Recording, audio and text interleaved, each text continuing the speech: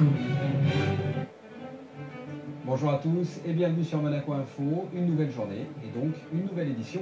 Voici les titres qui seront développés dans ce journal. Une grande avancée pour les Italiens qui travaillent à Monaco, l'accès aux soins en principauté et le remboursement des frais médicaux sont effectifs dès ce jeudi. Plus de détails dans cette édition.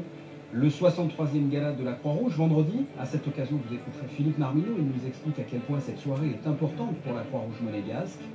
Football et la deuxième journée du championnat de Ligue 2. Monaco se déplace samedi à Troyes. Et enfin, nous irons du côté de la galerie Artemisia pour vous faire découvrir les œuvres d'un artiste bruxellois, artiste directement inspiré par les paysages japonais. Direction le ministère d'État où était organisée une conférence de presse, conférence qui avait pour objectif de présenter une grande avancée pour les Italiens qui travaillent à Monaco et qui résident en Italie. L'accès aux soins en principauté et le remboursement des frais médicaux, tout cela est effectif à partir de ce jeudi. Les explications avec Sandrine Nègre. C'est en effet une avancée majeure pour les 4000 personnes concernées. Après les réunions de la commission mixte en mai dernier notamment, le gouvernement italien vient de donner son accord aux propositions de la commission, des propositions approuvées par le gouvernement monégasque le 21 juin.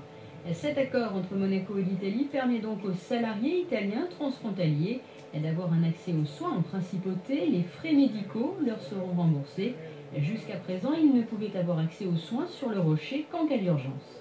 C'est un accord d'abord qui était très attendu puisque la convention de sécurité sociale entre l'Italie et Monaco date de 1982 et je crois que depuis très longtemps les salariés concernés donc, nous demandent effectivement de corriger une injustice. Une injustice puisqu'ils étaient les frontaliers donc, italiens travaillant à Monaco étaient les seuls à ne pas pouvoir être remboursés donc, pour des actes médicaux en principauté. C'est désormais donc chose faite.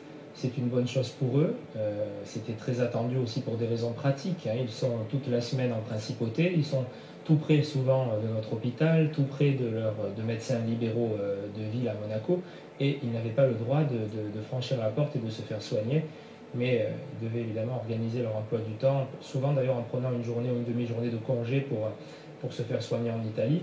Donc c'est un progrès important, une injustice corrigée. L'autorisation ne concerne pas les ayants droit non présents, bien sûr, sur le territoire monégasque, tout comme les retraités. Mais les familles des salariés continueront à bénéficier de l'accès aux soins en cas d'urgence. Alors voyons concrètement comment tout cela va se passer. Le gouvernement italien a souhaité prendre des précautions pour éviter une augmentation trop importante des dépenses de santé.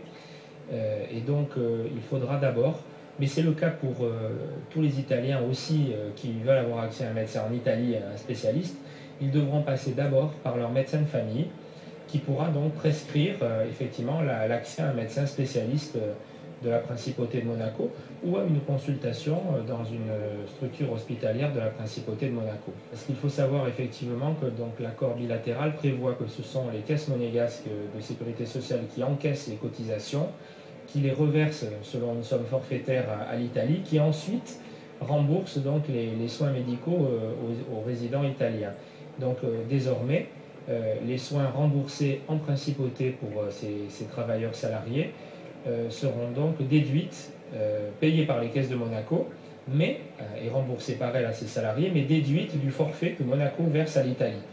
Donc pour Monaco, c'est une opération financièrement neutre. Et si du côté monégasque, cet accord va permettre de contribuer à la diversification de la patientèle, cet accord apporte aussi beaucoup de satisfaction, bien sûr, du côté italien. La solution trouvée permet de dégager les obstacles qui, en fait, concrétisaient une disparité de traitement au préjudice des travailleurs résidents en Italie. Il y avait une attente de plusieurs années, une attente, une demande de justice, de faire traitement. Et je crois que c'est un droit à la santé qui est au lieu de travail et qui vient reconnu et je suis très satisfait pour ça. Il y a des travailleurs qui viennent chaque jour ici, qui sont bien respectés, qui travaillent sérieusement, qui se sentent chez soi.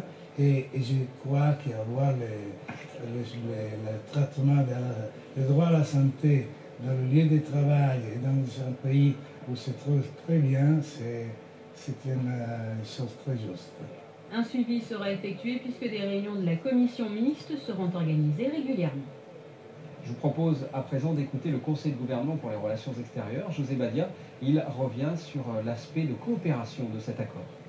Je crois que c'est un accord intéressant. Je crois que c'était aussi un accord attendu par Monaco, bien sûr, mais surtout par les salariés transfrontaliers qui, lorsqu'ils venaient travailler en principauté, n'avaient pas accès forcément à des soins remboursés. Et lorsqu'on vient sur un territoire étranger, même si ce n'est qu'à 25 ou 30 km, on n'a pas toujours le temps, rentrant chez soi, d'avoir les soins normaux. Donc je pense que c'est une avancée sociale qui me paraît fort intéressante. Parce que c'est une manière aussi de renforcer la coopération entre la Principauté de Monaco et l'Italie. Oui, c'est certain. Je suis content que la réalisation de la bonne solution à ce petit problème marque un premier pas qui va sûrement nous inciter à revenir se voir beaucoup plus souvent et évoluer dans d'autres domaines qui le nécessitent également. Ce vendredi, le Sporting d'été a